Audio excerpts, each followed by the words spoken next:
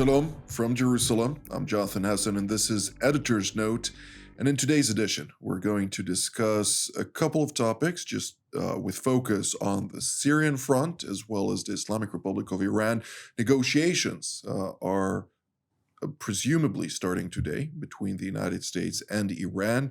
In essence, this is going to be also a point of discussion for us today. And with me to do just that is Dr. Nir Boms, a good friend and the managing project director of the Middle East Project. The Program for Regional Cooperation. For Regional Cooperation at the Moshe Dayan Center at Tel Aviv University. A very creative man, I would characterize you, somebody who has his hand everywhere and is very keen on helping Israel better understand the region and the region better understand Israel, which is an understatement. Of course, you're also very active in the United States, in Europe, elsewhere. Dr. Boms, it's always a pleasure. Well, it is a pleasure. My hands are not everywhere, but when I have limited time, it's also very good to put my hands here. One of the places where you can really get a very significant and interesting discourse when it comes to the region and really interesting engagement. So many thanks, Jonathan, for everything that you do and for everything that you're able to produce and the messages that you're able to drive. Thank you very much, Neil. I will take this opportunity to highlight that TV7 Israel is a donation-based ministry, an organization that operates on the generosity of all our viewers, including yourself. So if you are encouraged, blessed, become more knowledgeable of the situation here in Israel, throughout the region, in the United States, and on a global scale also, with everything directly or indirectly impacting, of course, the peace of Jerusalem here, but also the state of Israel at large. Donate, support us, help us produce more programs. Our target is right now to reach $30,000 for this month specifically. We need your support to make this possible. And thankfully, on a monthly basis, we have supporters that are really standing with us.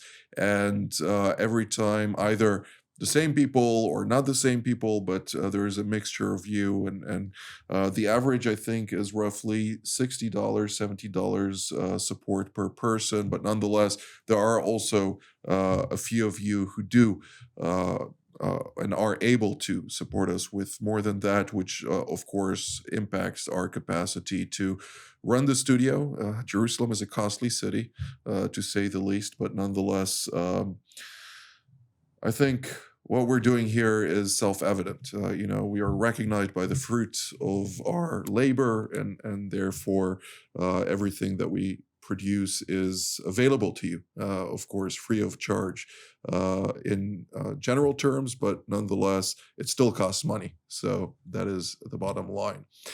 Dr. Boms, we're both very active with regard to the Syrian file, with regard to Lebanon, with regard to things that are related to it. And I think that one of the things that I'd like to touch on is the current complexity in Syria. How do you view that? Well, Syria, and not that's differently from other places in the Middle East, and certainly its neighboring country, Lebanon, is a complex country by the design of its composition and population. Syria was created in 1946. It had seen 9 different military revolutions in the first 10 years of its existence. It had seen a significant period of stability, 5.5 decades, when a minority, the Alawite minority, have taken over the majority population. And the composition of the country, which has close to 70% Sunni Arabs, but even they are divided to a number of groups, because the Alawites are, before the revolution, about 12%, and then Christians, Kurds, Druze, and some other smaller minorities.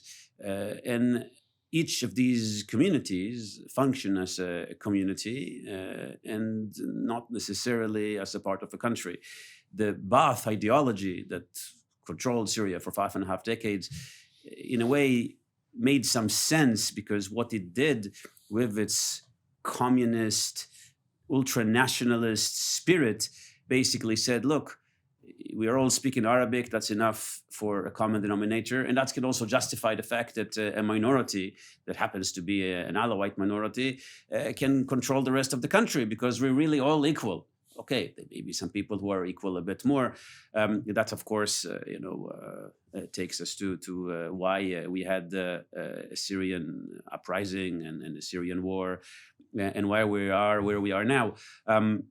But the fact that in the Middle East, identity, tribal, ethnic dimensions still play a major role contributes to the complexity of these communities. We see this in Lebanon as well. Each community in some ways goes on its own. If you're a weak community and a minority community, either you're able to create alliances from the outside in order to keep you in power, or you need to create alliances inside to keep you protected.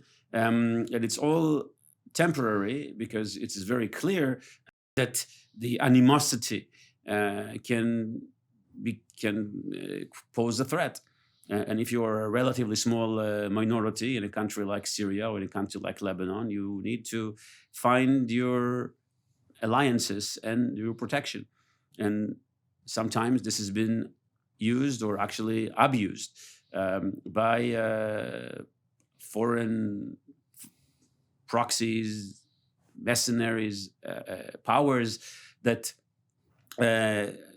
wanted to use this type of dynamic in order to bring, to increase their own influence in the region. That was the case in Syria and in Lebanon, where you have military components that became even stronger than the states themselves.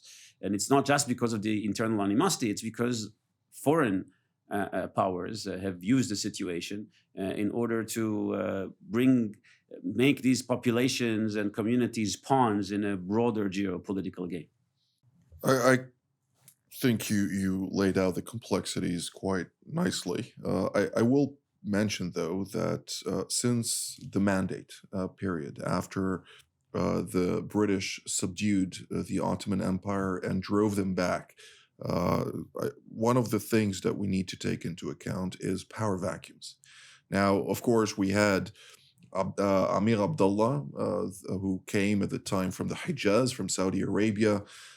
I think he had with him roughly 2,000 or 2,500 horse mounted troops that he sought to initially confront the French in Syria due to the death of his brother, or the driving out of his brother from Damascus, and who died later in Iraq. But there was a lot of anger towards the French, and the British basically said, no, leave Syria alone. We will give you the Transjordan. So that was something back in the day that, of course, transpired. And we can also add that the Emir of Syria actually, when he withdrew from Damascus, he came actually not that far away from here, to Haifa. Yeah, you're right. It's history in this region is fascinating. I mean, in every region almost is fascinating. But here it's been so impactful on global events that it's something that we need to take into account. But I will mention that, in the 1920s, there was, of course, some call it the Arab Revolt. It was actually a Druze revolt led under Sultan Bashar al-Atrash from Sweda Governorate. Today, of course, the Mount of the Druze in southern Syria. And that was the factor that ultimately drove the French out of Syria. And while they succeeded in driving them out of Syria, a vacuum emerged, a political vacuum, the incapacity to assert true control over this territory. And you mentioned, of course, the 9 coups that occurred with the establishment in the early 40s, I think, for a lack of actual strong powers that were willing to give the backing to any of those smaller actors was a big factor of that.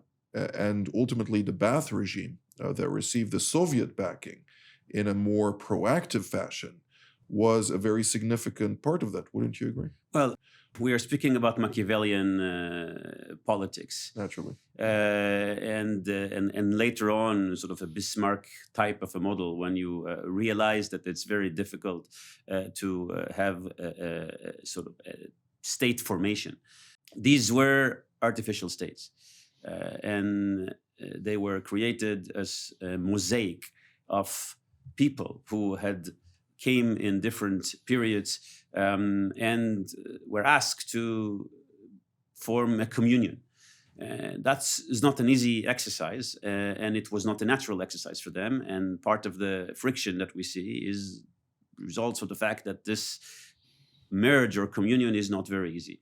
In Jordan, the king, King Abdullah in particular, created the La'udun Awalan, the idea that we are trying to actually form a Jordanian identity. But I'll give you an anecdote, which may be good for this type of a format of the program. Last, when I was in Amman, I went to the city center, which is also very much Palestinian dominated, and I want to have a haircut, and I spoke to the barber. And his name was Hussein, and I was having a very nice conversation with him. And he's asking, where are you from? And he says, well, I'm from Ramle. Ramle is a place not that far away from the Israeli airport. And I asked him, well, I actually I didn't really tell him exactly where I was from, but I was told him that I actually been there once, and it's nice. It was interesting that he was there. It's like, well, you're born there? He says, no, I wasn't born there. It's my grandfather that was born there. And I continued to ask about his family. And he told me about his wife, and his wife is Syrian. And then he was speaking about Muhammad, his son, is 5 years old. And I asked him, well, tell me, Hussein, your son, Muhammad, he was obviously born here, and your wife is a Syrian, you are Jordanian, and you are here for 3 generations. Where is he from? He told me, what do you mean? He's from Ramle. And you saw that this dimension of identity that is being kept from generation to generation, and the challenge of how to create a country, and I'd say Jordan, and you let people who will live there for a number of generations and who feel that they're a part of a new ethos. Now, of course, it's an anecdote. The stability of the Kingdom of Jordan, the relative stability, we speak a lot about this, but I think the kingdom is actually more stable than people tend to think. But when people speak about the issues, they speak exactly about this, because and this is over 75% of the entire Jordanian society believing that comprehensively, that they are not necessarily Jordanian. Yes, they are Jordanian, but Jordanian Palestinian. And where do they come from? From those various either cities or small villages that they believe are their inherent right. Yes, and that means that they carry with them not just an identity and a symbol and a key, but they also carry with them a certain legacy that fuels some of the animosity, the tension, and then the struggle and the war that comes with it. But this is one dimension. But nonetheless, this one dimension also explains, and I think it's important for our viewers to understand, when they watch TV7 Israel news, or we hear the various statements made by King Abdullah II, he always highlights the two-state solution. That from his perspective, there will not be peace in the Middle East unless it's resolved. He is talking about those same individuals you spoke about Hussein and his 5-year-old son, who will always regard themselves as for being from Palestine, quote unquote, due to the fact that they're not willing to be part of the Jordanian identity. Jordan cannot really reach that pinnacle of true Jordanian identity unless those people receive their own state and then go and live there at some point. And therefore, from the Jordanian perspective, from the Jordanian narrative, which goes hand in hand, this is a vital aspect from their security perspective. This notion of the two-state solution from the Jordanian perspective, granted, Jordan needs a Palestine so that it can say to those who quest and struggle for Palestine. It's here. If you really want, you can go there. And if not, you can stay here and you can live as a Palestinian Jordanian, but at least that issue is sorted. The king is doing more than that. He marries a Jordanian Palestinian, and he tries to show, lead by example, that you can actually create an identity. But this is a new identity or a blend of identity. This is something that I think many of your viewers also know from wherever they are, whether they are in the United States, in Europe, or anywhere else in the West. Of course, there are many migrant communities. And you can be a Latino American, you can be a Puerto Rican American, you can be an Arab American, you can be an Iranian American, you can still be a loyal American and serve in the American military, or you can decide that the original indigenous part of your identity is more important, and now you are there in the West and you have a different mission. This tension of integration of identity, and Europe had seen this in the past decade and a half with all those million of new migrants, refugees that came from stricken areas of war, many of them from Syria, over 1 million just in Europe. These challenges are paramount because those same individuals don't regard themselves as Europeans. Many of them do not regard themselves as Europeans, at least not yet. And actually, some of this tension became even more acute because the approach, certainly in the early days, the Europeans came to greet them with open arms, with opening their homes. That happened also now, more recently with the war in Ukraine. But soon after, you also see the other reports where all of a sudden some neighborhoods where the refugees were received in open arms became not safe. Other neighborhoods, even the police cannot come in because of this identity and community ethos that is becoming really not just, not European, it's becoming a counterculture. Well, but that's the thing. They have opened their arms blindly to cultures that are dominant cultures that don't seek to integrate in most cases. And therefore, we have reached already a point where just a couple of weeks ago, the Swedish prime minister comes out and he says, the Swedish state has lost its monopoly on violence. Now, that is scary. There are more bombs per week happening in bombings in Swedish cities than most of the countries in the Middle East. What does that say?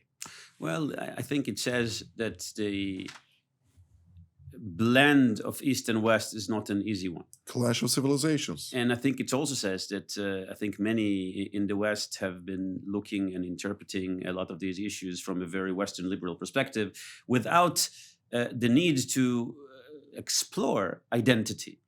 I think for over 5 decades in Europe, following the Second World War and the formation of the European Union, it was possible to imagine a European identity that is based on the fact that you can take a cheap flight from one Schengen country to another, and you can work wherever you are, and there's shouldn't be a difference whether you are Polish, whether you are British, whether you are German, or whether you're French. The last 2 decades have begun to show the cracks in this, that all of a sudden issues like identity politics came back into the political discourse and actually changed the political map of Europe exactly because of these issues. Because this idea that we can have something open and erase identity, believe in John Lennon's Imagine, the world with no country, no nations, and no religion, did not really work so well. And unfortunately, unfortunately, they've seen this coming, but of course it's created a backlash and it's created a political shift in Europe. But of course we have to understand this within the context of the challenges that we have here in the Middle East. And it means that we cannot just release these ideas and we have to deal with these conflicts and understand where they come from. And they come from dimensions of identity, of tribalism, of old ideas that seems to have been a bit sort of thrown into the history books in the West. Fascinating indeed. Well, I will highlight again, since we are in this month still in a little bit short from where we want to be. Therefore, just to highlight, TV7 Israel is a donation-based organization, a ministry that is very much reliant on your generosity. And therefore, if you're blessed by the content of our programs, take this into account. If you're able, please go to our website at www.tv7israelnews.com and prescribe a donation there. Now, Dr. Boms, I'd like still to touch on the Syrian file, because Syria has become very complex when we're talking about the situation between Turkey and Israel. There are talks behind the scenes taking place to deconflict the territory, but the United States has now come out and classified the Syrian government, Syria, so to speak, the interim government, as a country that the United States does not recognize. It degraded it from G1 to G3 at the United Nations under Article 41, 2025, and basically established very clear-cut prerequisites for the regime of Abu Muhammad al-Jolani, also known as Ahmad al-Shara, who has a very bleak history. He joined al-Qaeda after 9/11 and has been fighting America and other Western forces, or Western aligned forces, to include, of course, also Australia and other countries that are aligned with the United States and Europe, and has been in prison together with Abu Bakr al-Baghdadi and other arch terrorists, and has led Jabhat al-Nusra, which in essence means the organization that seeks to conquer the Levant, which is in essence something that also touches on his intentions. Now, his short-term goals obviously are to consolidate his power over all of Syria, not only Damascus, but he doesn't have the backing to do so, the military backing, so to speak. Turkey and Qatar are not enough to do so, so he does require the United States and Europe for that. He needs to lift sanctions, including the Caesar Act of the United States.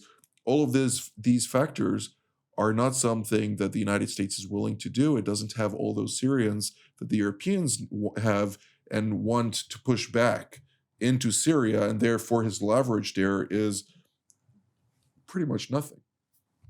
Well, although Ahmed al-Shara was born in an affluent suburb of Damascus, a son of a communist Ba'athist father, who is related to the legendary foreign minister of Syria of late, Farouk al-Shara, he became radicalized, as you've said, and has, unfortunately, a very bona fide track record in Al-Qaeda, in Jabhat al-Nusra, in the prisons amongst the most wanted terrorists in the world. He had a warrant, an award on his price and on his head, and so is the rest of his cronies. Yes, he still does.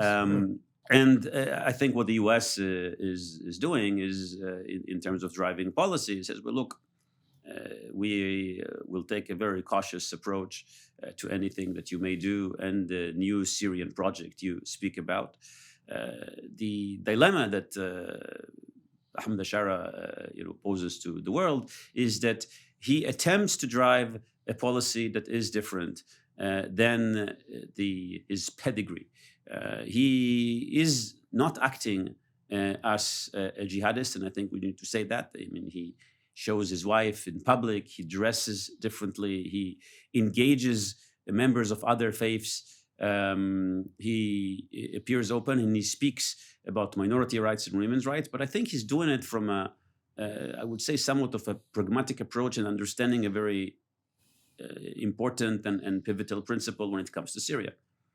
If he believes in Syria, and I think he believes in Syria, he understands that the only way to have Syria is to create a model of power sharing that works.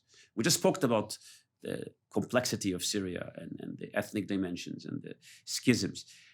I would even say that even you do a little bit of zoom in it's not that because you have the majority of Sunni, and he is a Sunni, now you have a new majority rule. The Hayat Tahrir al-Sham, his own coalition, had between 27 and 31 different groups who did not always agree with each other. At some point in the Syrian But war, their common denomination is Salafism and jihadism. yeah, but even within that, you had a lot of schisms and disagreements. Indeed. And if you go back to some of the other parts of the Sunni armed forces, you find forces who are adamantly against and will not even accept Ahmed Ashara because of that agenda, because they're seculars and because they very much resent Right. the idea, and they're willing to fight.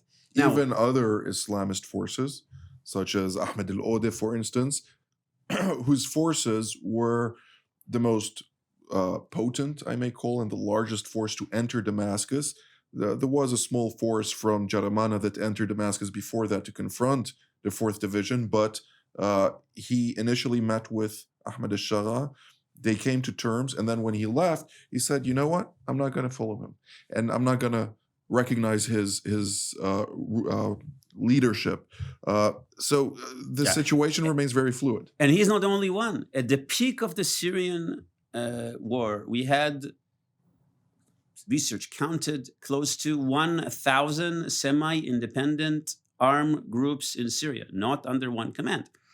And if Ahmed Ashara would like to have one army, then he needs to make sure that there's going to be this exercise of identity information building. Of course, that's not practical. The only thing that potentially he could do is reach a certain formula of power sharing. And that's where the Turkish issue also comes to play, because Turkey backed up HTS, Hayat Tahrir al-Sham, and also Jaish al-Watan, the other very significant contingent of armed force. It's also comprised of a good number of groups.